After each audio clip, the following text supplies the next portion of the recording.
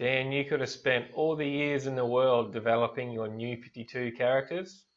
Still wouldn't have made anyone like them even less or even more. New 52 failed.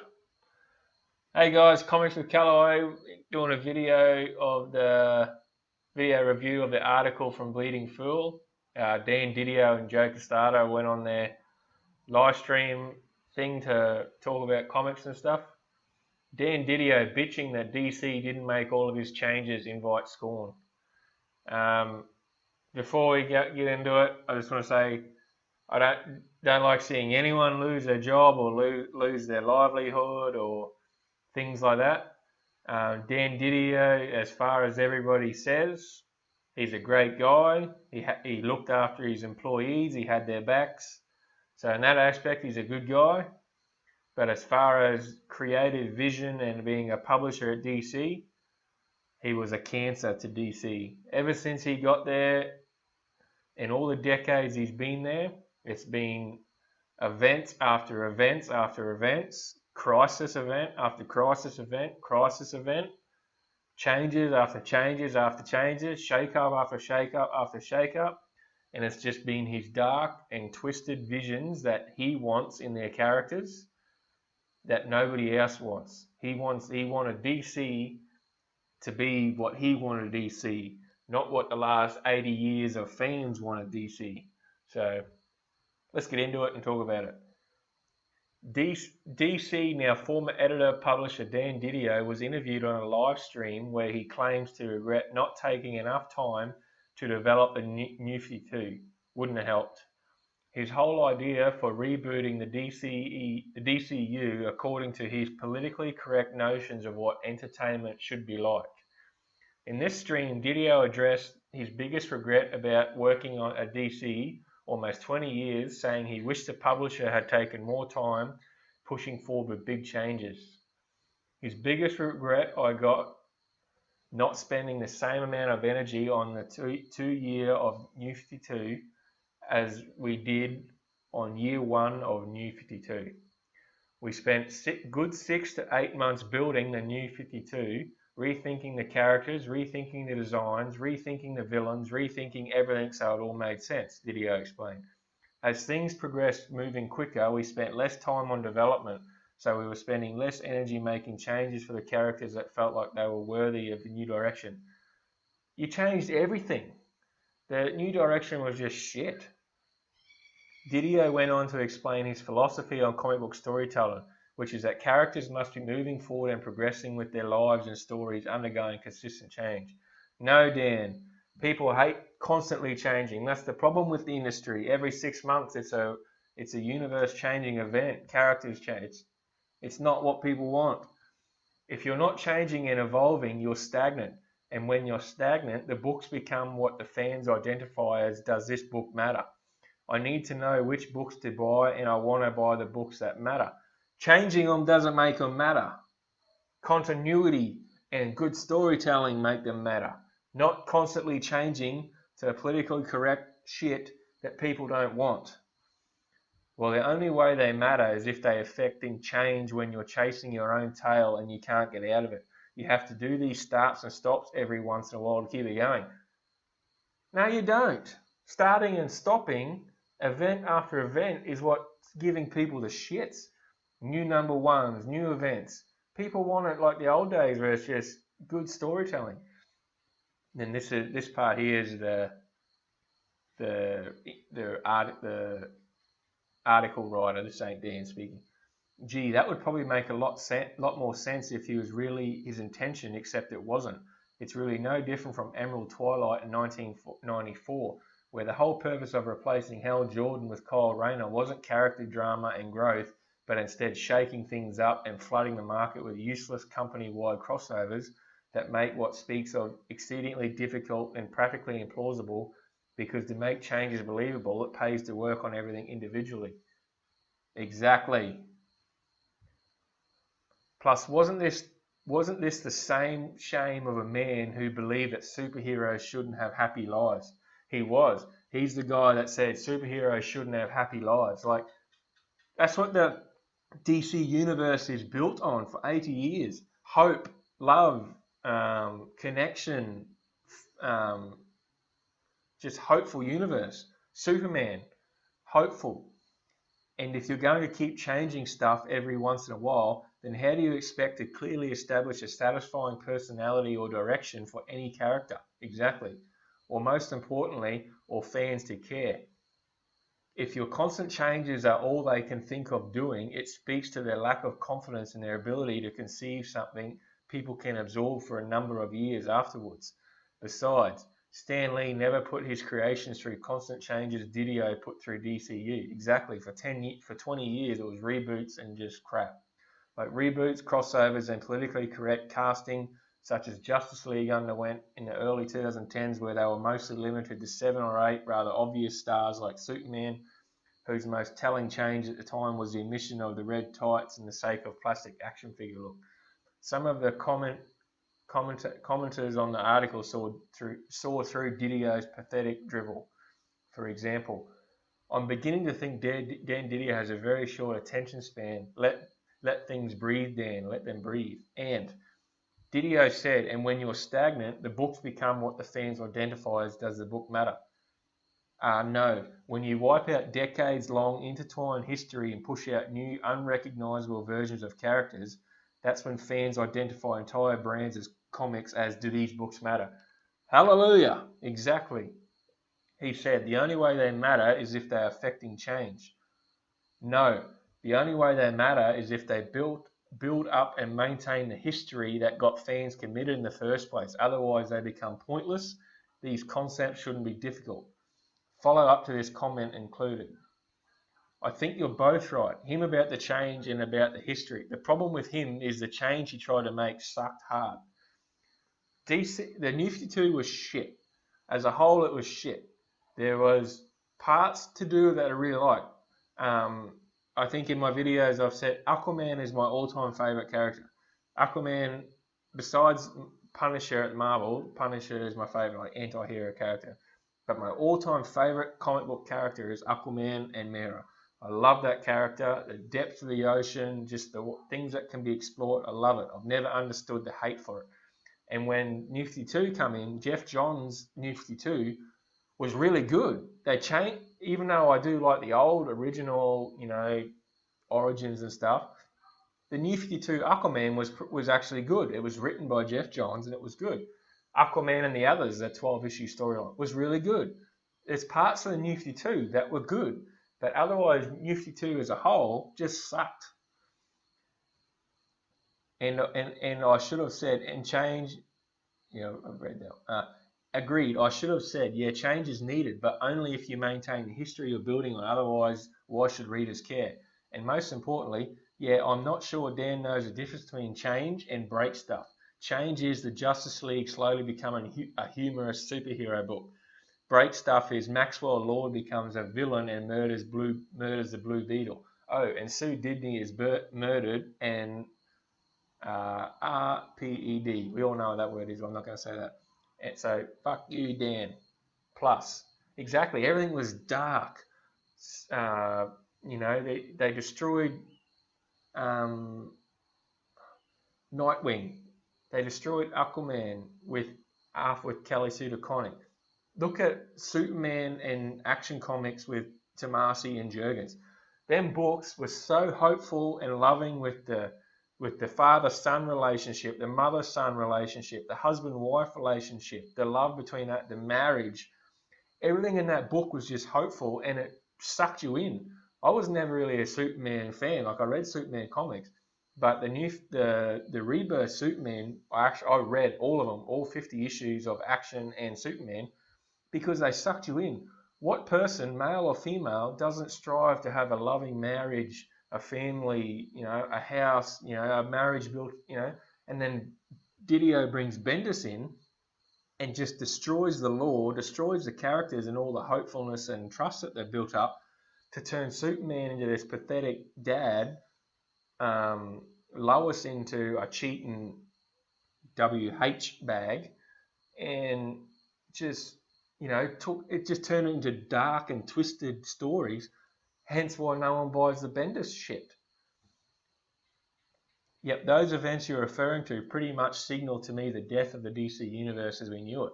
It wasn't even recognisable as the things we had been reading, caring about, investing money in for however long, sometimes nearly entire lifetimes. So when the books become something unrecognisable, why should the readers care about them? For some of us, it was difficult to understand what for a while because buying these things is akin to an addiction. But DIDIO John's regime managed to completely break me of the DC portion. That little part I disagree with because I love Jeff Johns. Jeff Johns and Chuck Dixon, all-time favourite writers. Love them too. It'd be fair, some stuff Jeff Johns does is shit, but as someone who understands the whole DC universe better than anybody is Johns. So when Johns come back in and done Rebirth, when he was in control of Rebirth, look how good Rebirth was. Look how hopeful it was. They brought Wally West back and Dan Abnett on the Titans. How good was that? That was amazing, the Titans. It was with Brett Booth's art, just so hopeful, bright colours. Aquaman with Abnett was so good. Superman with action with Tomasi and Jurgens. It was just real hopeful. It wasn't this dark, depressing, oh, superheroes shouldn't have happy lives. They turned Batman just into this dark, grim, just brooding, moping character. It's not hope. DC is a hopeful universe, and that's how it is. Yeah, Green Lantern of old, Flash of Wally West, his hopefulness. It's just there you go. Evidently, the interviews failed to bring this up and press on about it. I'm sure they claim this because they don't want to annoy or embarrass DIDIO about something they may or may not be a closet skeleton for him. But all they've done is prove they have no ability to pitch challenging questions to see what the answers will be. Lest we forget, though Jeff Johns may have come aboard a few years before DIDIO did, was still considered an acceptable company in contrast to Chuck Dixon. Here's one more. The biggest regret should have been being a jerk to fans, not listening to fans while killing off favourite characters such as Wally, Kyle and Peter David Supergirl. Exactly. Dan Didio, we all seen that famous, that napkin, that piece of paper of his hit list. Kill Superman marriage, kill night, His whole vision for his DC was just his vision of what he wanted, not what fans wanted. Just this dark and twisted vision of his reality to what it should be. Go back to Marvel and do that shit if he wants to. But, Superman in Rebirth and Action in Rebirth and Titans and Aquaman and Green Lantern and all the Justice League are what DC Universe should be. What it was before DIDIO come with all these dark universe shake-ups and his events. What they did to Wally West in what was it? The Crisis one. I'm blanking on Heroes in Crisis. And then when they got the reaction to what Tom King and I don't think it was all Tom King. There's definitely Dan Didio. Dan Didio hates Wally West. So they destroyed Wally West's character, and then now they had to bring Lobdell in to fix it because they got so much bad reaction from the fans that they're like, oh shit, we effed up here. We need to fix it. I don't think Wally West's plan in it, I might be wrong, I don't think the Lobdell was in the plan to fix it. They only done that, is what I personally believe, I'm probably wrong, is they only done that to fix his character because they got so much hate and flack for what they did on Heroes in Crisis.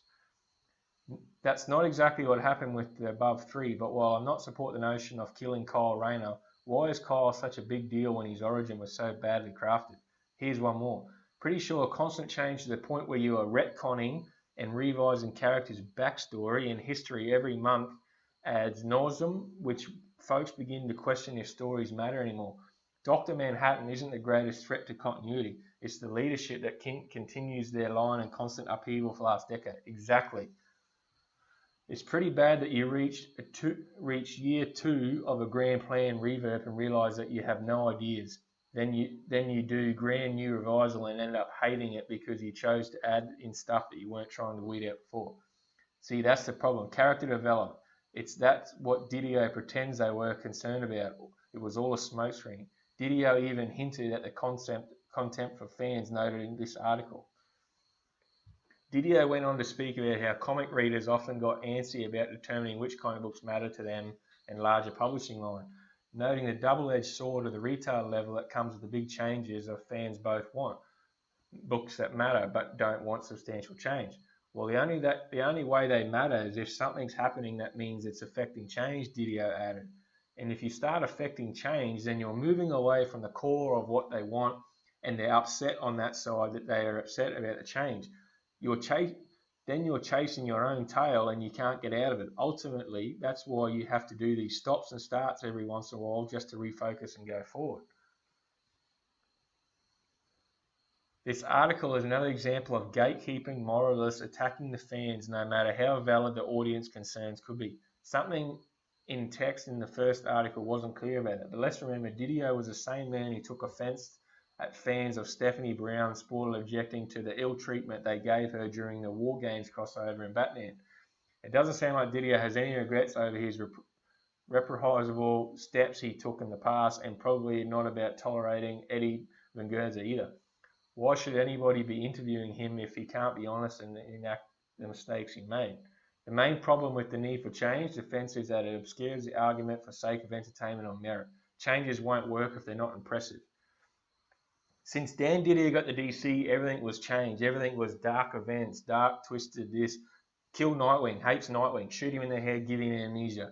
The Superman, get rid of the hopeful Superman and bring back the dark, twisted Superman and the stupid, with Brian Michael Bendis. It's just, I've heard Didio's a good guy, but as far as his comic book publishing and his creative visions, he shouldn't be anywhere near a comic book publishing company because he doesn't care. He only cares about his visions for what the universe should be and how he wants the characters. He doesn't care about what the fans want. He doesn't care about the lore of the characters. All he wants is his vision, and he's proven over the years to be that stubborn and pig-headed that it's like he'll sink the ship rather than admit he's wrong. For 20 years, he's been wrong and he's done his politically correct and he's just done his crap. Even though it's what fans scream out they don't want, it's crap, it's not hopeful, it's not fun, it's not fun to read. And continually, he just proved time and time again, it's like, I don't care what you think, and I'm going to do what I want to do. That interview he said about the facsimile editions sell more than what new comics do, and that's a failure on us. It's not a failure on us, Dan. It's a failure on you. It just proves that fans want the old, happy, hopeful stuff. They don't want your new, dark and twisted visions. It's what it is. And he comes out and says facsimile editions sell more than what his new comics do, but he continues to make the universe what he wants. It's like he was so pig-headed and stubborn and didn't care. And that's why DC Comics have been so crap. And when Marvel was doing their new rebooted Marvel Now, all new, all different, DC was smoking them. They were killing it. And then he got his hooks back in, got rid of Johns, brought Bendis and all his mafia in, and then DC just fell to bits again. Time and time again proves that whenever DIDIO was in charge, sales were crap, fans were unhappy, and the universe was just shit. So I'm sad that he's lost his job. I hope he's okay. I hope he's happy in his life. But I'm not sad that he's gone from DC, because me as a DC fan hated it when he was there because it's just always crap. So anyway, guys, that was the video. Sorry, it turned into a bit more of a rant and a bit more not kid friendly than I thought it would be. But Dan Didio, he's been annoying me forever since he's been at DC. Just every time you'd see him or an article about him would just make me angry and just upset. Like when Kelly Sue DeConnick has come in and just destroyed Aquaman. Aquaman, my all-time favourite character. It just breaks my heart seeing what they've done. What they've done to Superman, got rid of the rebirth Superman for this Bendis crap. Who wants to strive to be that? Didio's DC characters are not hopeful. And when you're a comic fan, say you're a Superman fan, it's like, as a kid, it's like, I want to be Superman. Bendis' Superman, it's like, I don't want to be that Superman. That Superman is awful. I want to be the Tomasi and the Jurgen Superman. You know what I mean? It's just, you don't want, everyone aspires to be a superhero. Well, people that like superheroes, it's like, Yeah, oh, wouldn't you love to be Spider-Man, or wouldn't you love to be Superman, or wouldn't you love to be Batman? But it's like when it's this dark and twist, you don't want it. It's like, meh, it's not hopeful. It doesn't, you're not aspire to be. DC universe is an aspirational universe. It's hopeful. It's big. It's exciting. But DC and Dan Didio always wanted it to be ground level, dark and twisted. So anyway, guys, that's the video. Sorry it might have went too long, and it was a bit of a rant. Appreciate you for sticking with me in the video. That's my opinions on Dan Didio. Please like, subscribe, hit the bell for notifications. Trying to bring some good content and get a following going, and appreciate the support, and thanks guys. Until next time, see you later.